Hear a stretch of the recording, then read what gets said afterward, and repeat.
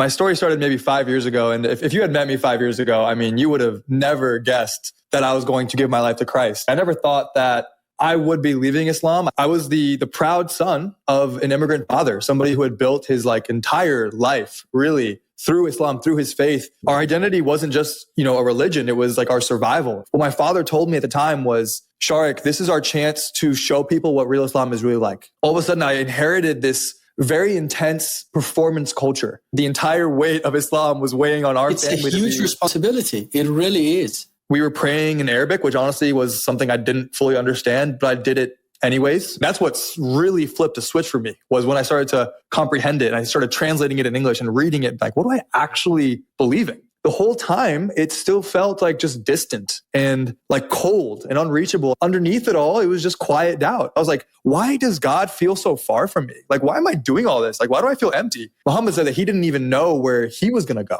I get to college and I have so much pride in being Muslim that I start sport debating my Christian friends. And the truth was, I was doing that because I didn't believe in my faith. And so I had to steal theirs away to feel good about myself. And there was one friendship that changed everything. He was my fraternity vice president. He took me to a burger shop and we would sit down and he did not flinch at any of my hard questions. We look each other in the eyes across that burger table and we go, if we can convince the other person of our faith, we will drop everything and follow that person's faith. Apologetics for me became an obsession. The more I studied, the more mine started to shake. The minimal facts argument is the thing that hit me the hardest, which is if Jesus did not rise, Christianity dies. But if he did rise, Islam isn't true. I wanted Islam to win, but there was nothing on my side that verified that. There was no evidence to support me at all with this. I tell my family, hey, I think we got it wrong. My family explodes. This leads to October 2022. I have this prayer, Dear Allah, I can't do this anymore. I don't want to live anymore.